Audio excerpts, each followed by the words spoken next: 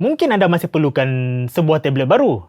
Jadi bersama saya sekarang ni adalah tablet terbaru daripada Huawei, iaitu Huawei MatePad 10.4 128GB.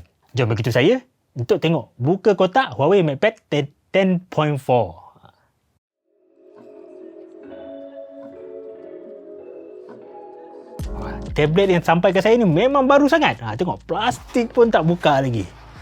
Jadi kan, dari depan ni anda boleh nampak ada tulis Huawei MatePad 10.4 inch.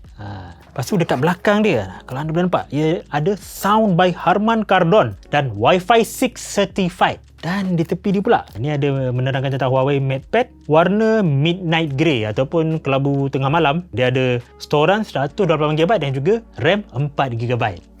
Itu cerita dekat luar kotak. Okey, sekarang kita nak buka plastik dia. Zas.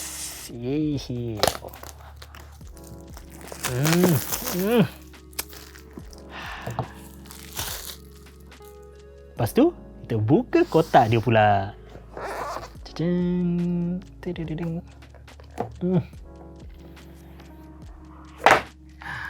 Okeylah, pertama sekali adalah tablet dia. Okey, tablet Huawei MatePad. Tak sekejap. Dan lepas tu, bawah dia. Bawah dia ni ada dua kotak lah. Kotak yang pertama ni ada, belakang ni ada jarum untuk buka pin dulang SIM, untuk buka dulang SIM. Lepas itu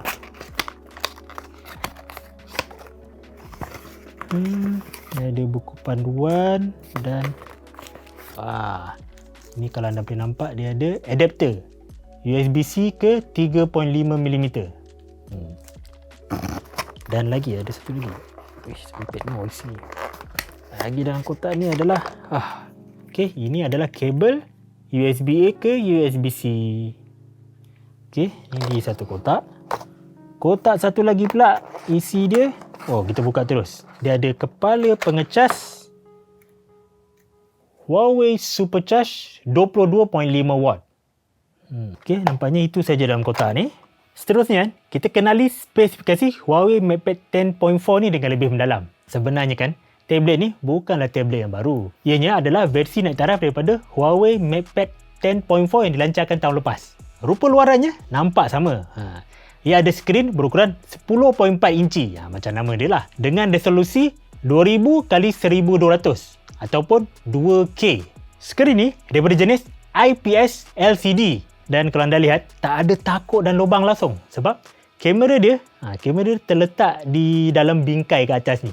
Jadi ia memberikan skrin penuh ataupun Huawei panggil dia sebagai 2K full view display.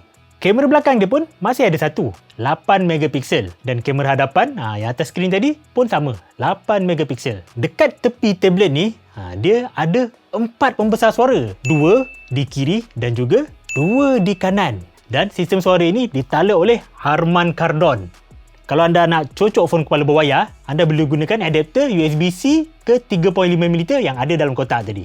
Apa yang baharu di tablet ni ialah di dalamnya. Ia kini menggunakan chip yang lebih berkuasa, Kirin 820, dan ada sokongan WiFi 6 yang lebih pantas. Huawei MatePad tahun lepas tak ada WiFi 6, dia cuma menyokong sampai WiFi 5 je. Jadi dengan Huawei MatePad yang baru ni, anda boleh dapat liputan WiFi yang lebih baik, lebih pantas dan lebih stabil. RAM-nya masih kekal sama 4GB tapi storannya dah lebih besar. Kini dengan 128GB. Dan ia juga menerima kad microSD untuk tambahan storan sehingga 512GB. Jadi pendek katakan, cara ringkasnya ada 3 benda baru dalam Huawei MatePad 10.4 yang baru tahun ni, iaitu chip Kirin 820, sokongan WiFi 6 dan juga storan digandakan 128GB. Kapasiti bateri dalam tablet ni masih sama, iaitu sebesar 7250mAh dan ia menyokong pengecasan pantas Huawei Supercharge 22.5W tadi. Kalau kata Huawei, ianya mengecas penuh tablet ni dalam masa 2.5 jam. Sekarang, saya nak jelaskan tentang satu perkara yang menjadi persoalan ramai, iaitu penggunaan Google dalam peranti Huawei, termasuk tablet Huawei MatePad 10.4 ni. Huawei masih lagi tak boleh guna Google, tak boleh guna perkhidmatan Google, tapi anda boleh menggunakan perkhidmatan Google dalam tablet ni dengan cara yang halal dan betul. pendek kata secara rasmi tak rasmi lah. Tapi cara yang dibenarkan. Senang je sebenarnya. Anda boleh buka daripada browser tu dan anda pergi ke bahagian desktop setting. Jadikan browser tu desktop setting. Dan di situ anda boleh buka mana-mana perkhidmatan Google yang anda mahukan. Contohnya kan anda nak buat belajar dari rumah ataupun mesyuarat dalam talian kan. Anda boleh buka Google Meet di alamat meet.google.com. Dari situ anda boleh daftar masuk akaun Google anda dan menggunakan Google Meet. Sebab kebanyakan perkhidmatan Google memang berasaskan pelayar atau web. Sama juga untuk YouTube. Anda boleh buka www.youtube.com dan menonton video pada resolusi HD penuh. Jadi anda boleh gunakan pelayar web ni untuk menggunakan perkhidmatan Google yang lain. Contohnya Gmail anda, Google Drive ataupun Google Maps. Semuanya boleh dibuka daripada browser. Ini cara yang sah dan dibenarkan. Tak perlu nak root ke, nak download APK ke, tak payah. Tak payah buat benda tu. Tapi untuk muat turun dan pemasangan aplikasi lain, anda boleh pergi ke Huawei App Gallery. Di situ adalah cara yang lebih selamat, sah dan rasmi untuk anda memuat turun aplikasi Android ke dalam peranti Huawei. Secara ringkas, tablet Huawei MatePad ni dilihat berbaloi dengan spesifikasi dan juga harganya. Kalau anda tak tahu, Huawei MatePad 10.4 yang baru ni dijual di Malaysia pada harga RM1,499. Tak sampai RM1,500 pun. Lepas tu kan, kalau anda beli waktu promosi dan kadang-kadang waktu promosi yang lain, anda akan terima papan kekunci ini secara percuma. Ini adalah papan kekunci Bluetooth. Lihat. Jadi saya boleh pasangkan papan kekunci ini dan ia boleh ditegakkan. Jadi lihat. Dengan RM1,499 anda dapat tablet yang berkuasa kelas pertengahan, ada WiFi 6 dan ada papan kekunci fizikal. Ini memang sangat berbaloi untuk pembelajaran dari rumah ataupun anda buat mesyuarat dari rumah. Jadi inilah dia pandangan ringkas saya tentang tablet Huawei MatePad 10.4 ni. Harga dan spesifikasi dia memang berbaloi untuk dibeli. Sebab masalah sekarang kan, bila anda perlukan tablet, dah tak banyak pengeluar yang menghasilkan tablet.